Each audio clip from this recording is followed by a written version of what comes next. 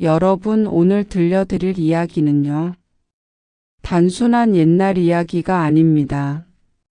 조선 왕조실록에 실제로 기록된 내용을 바탕으로 한 이야기입니다. 조선시대 대흉년이 들면 왕에게 여러 보고가 올라왔는데요. 그 중에는 이런 내용들이 반복해서 등장합니다. 기근으로 백성들이 아이를 버리고 있사옵니다. 한 노비가 버려진 아이를 주워 키웠는데 그 아이의 정체가 실록을 펼쳐보면 이런 사연들이 여러 차례 기록되어 있어요. 오늘은 그중 한 사연을 여러분께 들려드리려 합니다. 지금으로부터 400년도 더 된 조선 중기, 경상도 어느 산골 마을에서 실제로 있었던 일입니다. 그해 겨울은 참으로 혹독했습니다. 음력 10월부터 눈이 내리기 시작하더니 이듬해 봄까지 땅이 꽁꽁 얼어붙었지요.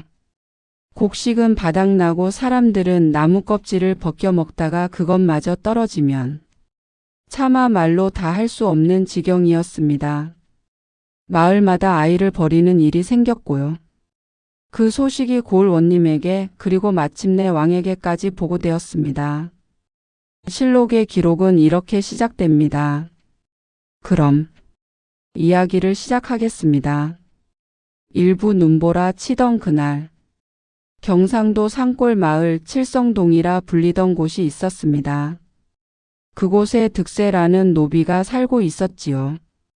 득세는 40이 넘은 호랍이었습니다. 젊어서 장가를 들었는데 아내가 아이를 낳다가 그만 세상을 떠났고요. 그 아이마저 석 달을 넘기지 못하고 눈을 감았습니다. 그 뒤로 득세는 혼자였어요. 양반집 노비였지만 그해 흉년에는 주인 양반도 먹을 게 없어서 득세야 미안하다만 네가 알아서 먹고 살아라. 그렇게 내보냈습니다. 득세는 산에 가서 나무를 해다 팔고 남의 집이를 거들어주고 그렇게 하루하루를 연명했지요. 그러던 어느 날 새벽이었습니다. 득세가 나무를 하러 산길을 오르고 있었어요. 눈이 소복이 쌓인 산길이었습니다. 한참을 걷는데 길가에 뭔가 놓여 있는 게 보였어요. 저게 뭔가? 가까이 다가가 보니 헝겊 보따리였습니다. 득세는 보따리를 열어봤어요. 그 순간 득세의 손이 멈췄습니다. 보따리 안에 아기가 있었던 겁니다. 갓난아기였어요. 파란 입술 꼭 감긴 눈. 이미 숨이 끊어진 줄 알았는데 희미하게, 아주 희미하게 숨을 쉬고 있었습니다. 득세는 그 자리에 한참을 서 있었어요. 이 아이를 어쩌지? 그 시절엔 흔한 일이었습니다. 먹일 게 없으니 아이를 버리는 거지요. 특히 딸아이는 더 그랬어요. 그런데 득세가 보니까 이 아이가 사내 아이더라고요. 사내 아이도 버릴 정도면 정말 막다른 지경이었던 겁니다. 득세의 마음이 복잡했습니다. 자기도 먹고 살기 힘든 판에 남의 자식을 어찌 키우나. 그냥 지나쳐야지. 그렇게 생각하고 발을 돌렸어요. 그런데 발길이 떨어지지 않았습니다. 자꾸 뒤를 돌아보게 됐어요. 눈 속에 버려진 아기. 곧 숨이 끊어질 아기. 그 모습이 자꾸 자기가 죽인 자식과 겹쳐 보이는 거예요. 죽인 게 아니다. 살릴 수 없었던 거다. 득세는 그렇게 자신을 달래왔지만 마음 한구석엔 늘 그 아이가 있었습니다. 한참을 그렇게 서 있다가 득세는 다시 아기에게로 돌아갔습니다. 그리고 조심스럽게 아기를 품에 안았어요. 에이, 죽을 놈 하나 더 늘었네. 득세는 중얼거리며 산을 내려왔습니다. 이부 3년의 시간. 득세는 그 아기를 살려냈습니다. 어떻게 살려냈냐고요? 자기가 먹을 걸 아껴서 미음을 쑤어 먹이고 밤에는 품에 안고 자면서 체온으로 녹였지요. 아기가 울면 등에 업고 나무를 했고 아기가 배고파하면 자기 밥을 더 줬습니다. 마을 사람들은 수군거렸어요. 저 득세 양반이 미쳤나? 자기도 굶어 죽게 생겼는데 남의 자식을 키운다니. 하긴 뭐 자식 없는 놈이 외로워서 그러는 게 아니겠나. 그래도 참 기특한 놈이네. 저 흉년에 남의 자식을 키우다니. 득세는 아랑곳하지 않았습니다. 그저 아기를 키웠어요. 아기에게 이름을 지어줬습니다. 복동이라고. 복이 오라고 그렇게 지었다. 득세는 복동이에게 그렇게 말했지요. 세월이 흘렀습니다. 한 해, 두 해, 3년. 복동이는 무럭무럭 자랐어요. 신기한 일이었습니다. 그 혹독한 흉년 속에서도 복동이는 병 한 번 크게 앓지 않고 자라났어요. 득세는 말했습니다.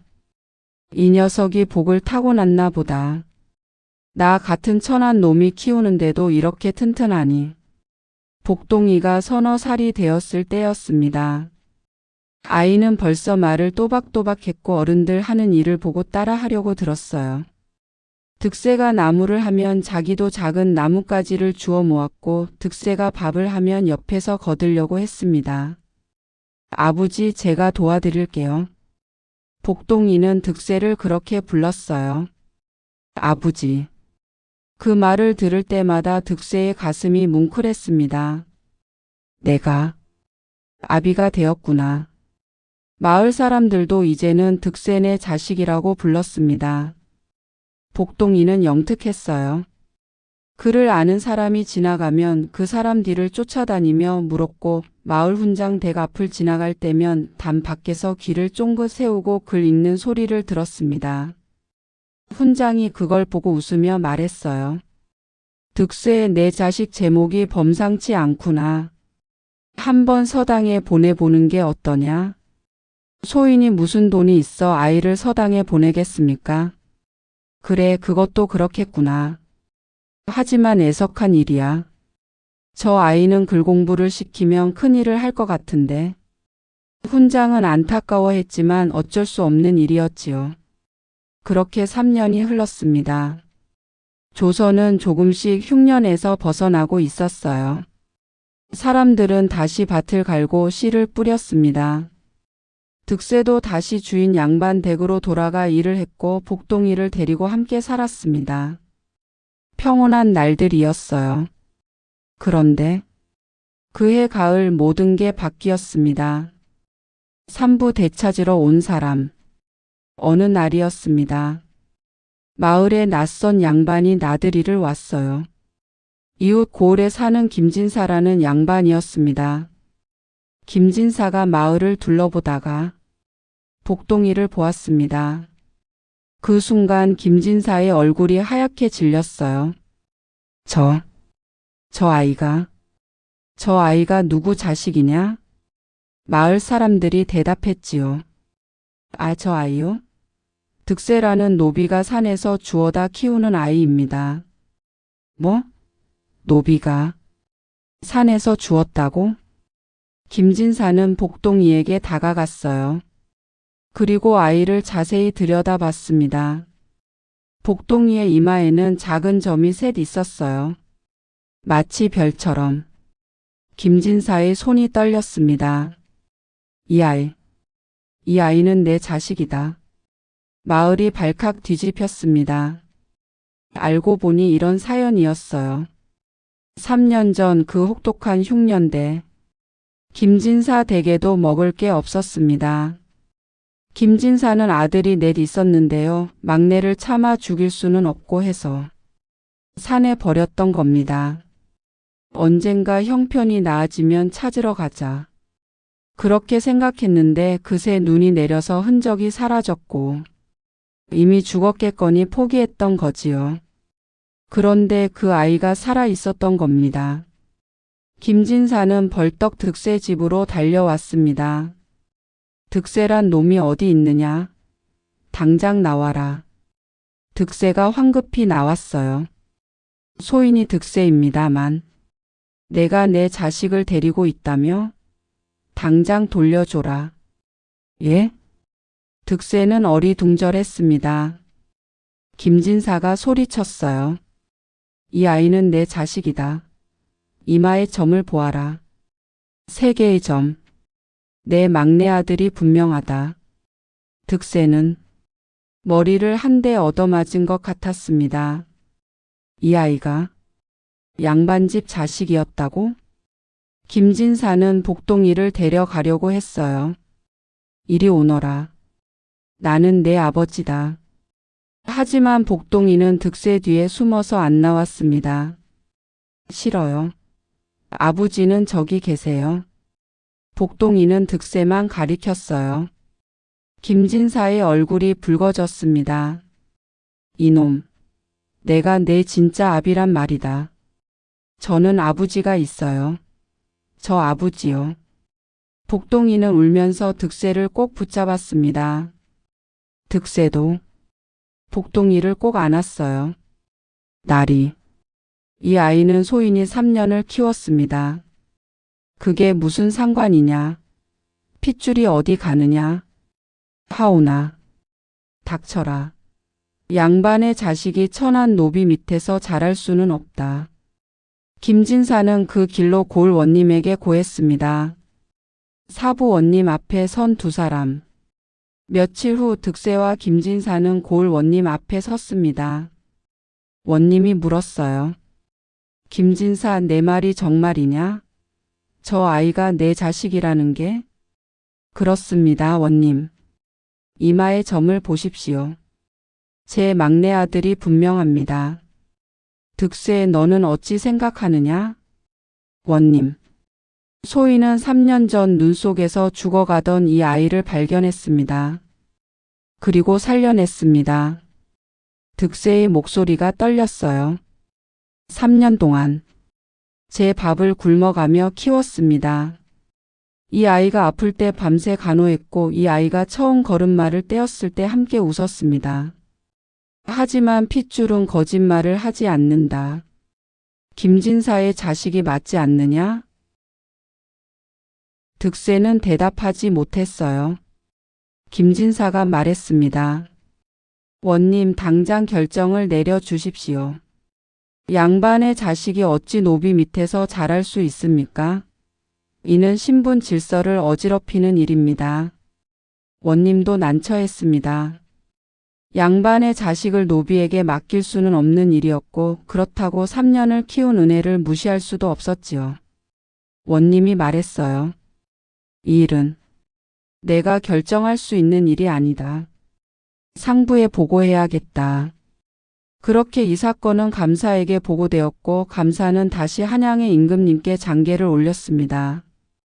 조선 왕조실록에는 이렇게 기록되어 있습니다. 경상도 칠성동에 사는 노비 득세라는 자가 산에서 아이를 주어 3년을 길렀는데 그 아이의 친부가 나타나 돌려달라 하니 아이는 친부를 거부하고 기른 아비만을 따라옵니다. 이 아이를 어찌할까 하옵니까? 오부 대전 앞에 선 득세. 한 달 후 득세는 한양으로 올라갔습니다. 궁궐 대전 앞이었어요. 득세는 평생 한양에 와본 적이 없었습니다. 궁궐은 더더욱 처음이었지요. 엎드려 절을 하는 득세의 몸이 부들부들 떨렸습니다. 임금이 물었어요. 내가 득세냐? 예. 예, 전하. 소인이 득세옵니다. 내가 산에서 아이를 주어 키웠다고? 그렇사옵니다. 어찌하여 남의 자식을 키웠느냐? 득세는 한참을 말을 잇지 못했어요. 그러다가 조심스럽게 입을 열었습니다. 전하, 소인은 옛날에 자식이 있었사옵니다. 그래? 하오나 그 아이가 태어난 지 3달 만에 죽었사옵니다. 소인이 제대로 먹이지 못해서 그리 되었사옵니다. 득세의 목소리가 떨렸어요. 그날 이후로 소인은 매일 밤 그 아이를 꿈에서 보았사옵니다. 작고 여린 그 아이가 소인을 보며 울고 있었사옵니다. 그러다 3년 전 눈 속에서 죽어가는 아이를 보았을 때 소희는 그냥 지나칠 수가 없었사옵니다. 득세가 고개를 들었어요. 눈에 눈물이 고여 있었습니다. 저나 소희는 그저 죽어가는 생명을 살리고 싶었을 뿐이옵니다. 대전이 조용해졌습니다. 임금이 물었어요. 그 아이를 키우는 게 힘들지 않았느냐? 힘들었사옵니다. 소인도 먹을 게 없었으니까요. 그런데도 키웠느냐? 예. 아이가 웃는 걸 보면 그 모든 게 잊혔사옵니다. 임금이 고개를 끄덕였습니다. 그리고 신하들에게 물었어요. 경들은 어찌 생각하느냐?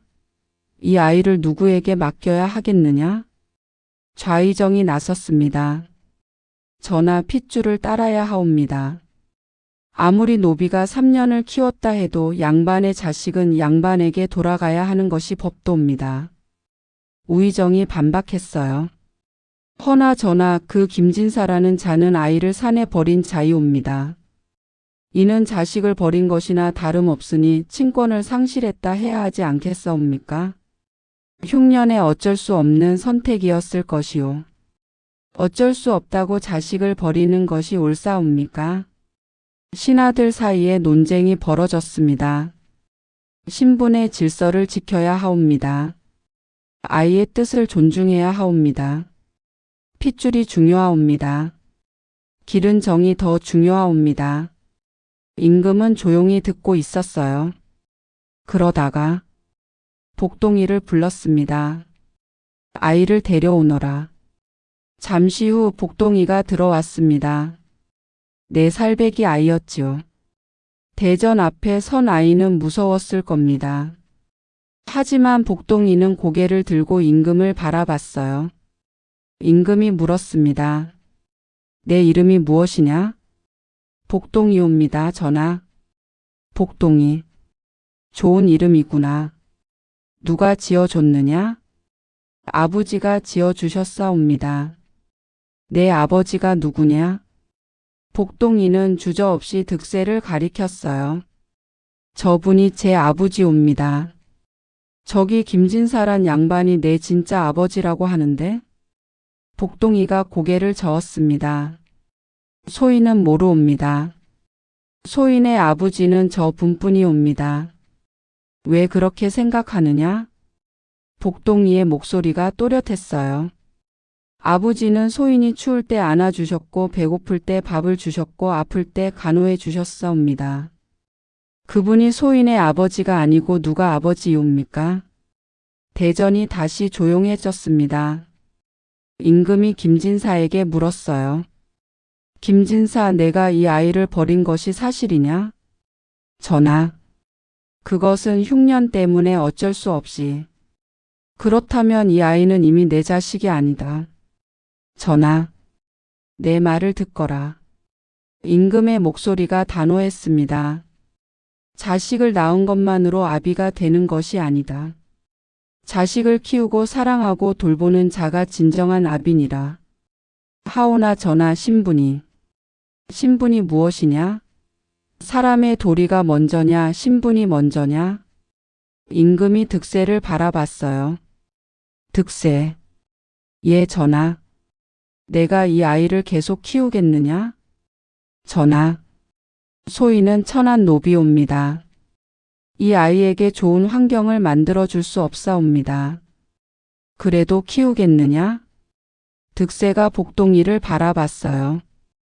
복동이도 득세를 보고 있었습니다. 예. 소인은 이 아이를 키우고 싶사옵니다. 임금이 고개를 끄덕였습니다. 그렇다면 짐이 명한다. 득세 내게 양민의 신분을 내린다. 예? 대전 안에 모든 사람이 놀랐어요. 그리고 이 아이 복동이를 내 양자로 삼는 것을 허한다. 이제 이 아이는 내 자식이니라. 득세는 믿을 수가 없었습니다. 전하. 말을 잇지 못하고 눈물만 흘렀어요. 임금이 계속 말했습니다. 또한 내가 이 아이를 잘 키울 수 있도록 반 열맞이기와 집 한 채를 하사한다. 전하 황송하옵니다. 득세는 땅에 엎드려 절을 올렸습니다. 복동이도 함께 절을 올렸어요.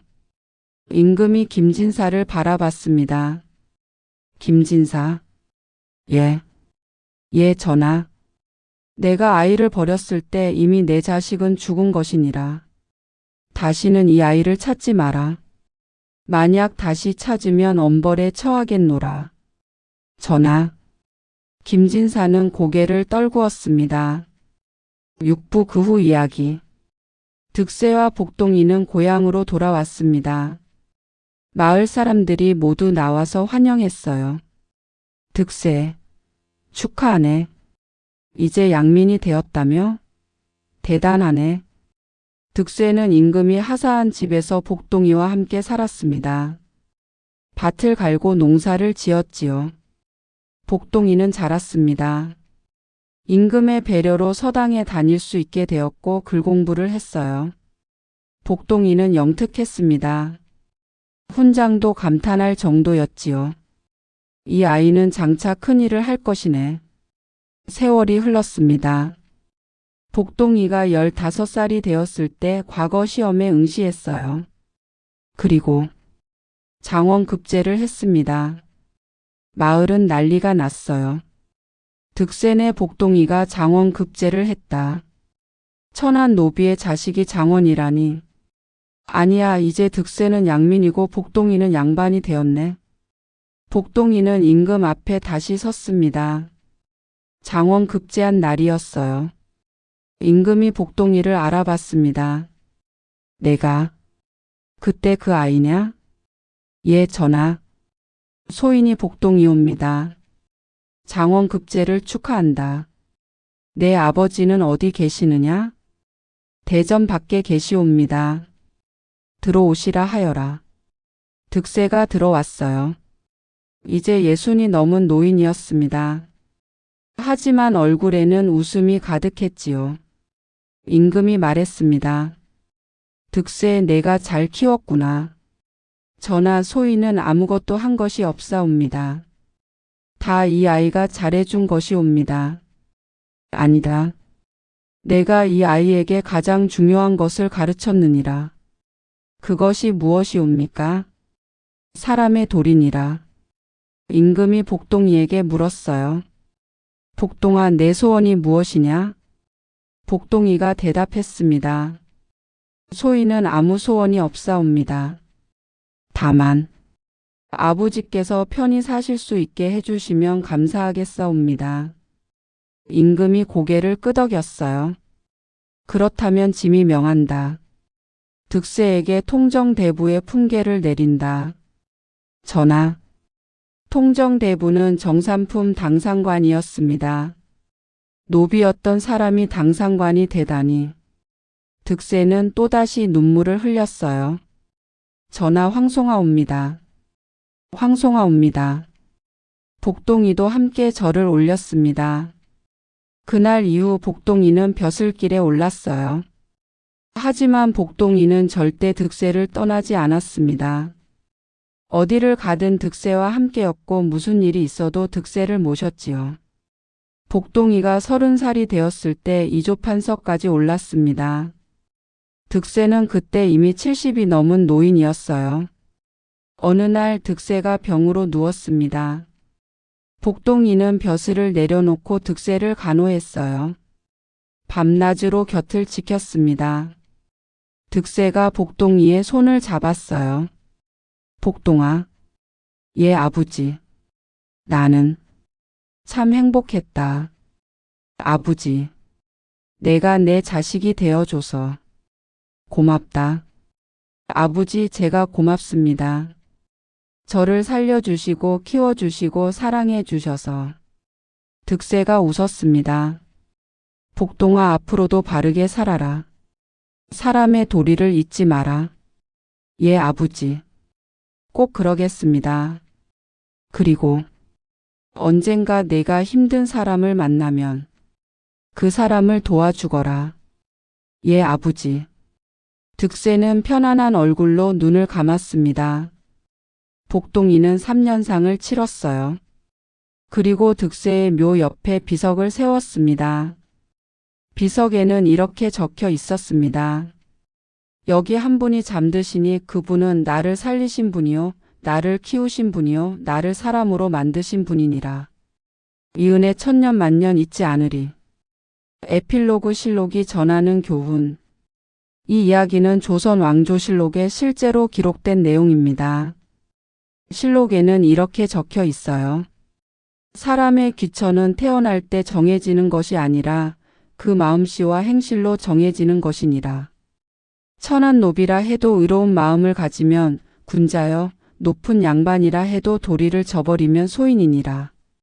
그 시절 임금은 이 사건을 통해 백성들에게 가르침을 주고자 했습니다.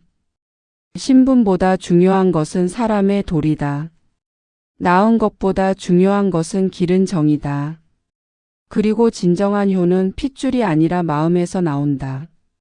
득세와 복동이의 이야기는 조선 팔도에 퍼져나갔어요. 사람들은 이 이야기를 들으며 눈물을 흘렸고 교훈을 얻었습니다. 수백 년이 지난 지금도 이 이야기는 전해지고 있지요. 산에 버려진 아기를 주워 키운 노비. 그리고 그 노비를 아버지로 모신 아이. 둘의 아름다운 이야기는 앞으로도 오래오래 기억될 것입니다. 조선 왕조실록 기록 중 득세의 의로움이 천하에 알려지니 사람들이 모두 감복하였다. 이로써 신분의 귀천이 사람의 가치를 정하는 것이 아님을 알았으니 이는 참으로 아름다운 일이로다. 이야기 끝. 여러분, 오늘의 이야기는 여기까지입니다. 조선 왕조실록에 기록된 득세와 복동이의 이야기였습니다.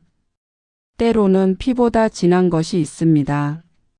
그것은 바로 마음입니다. 오늘도 편안한 밤 되시길 바랍니다. 안녕히 주무세요.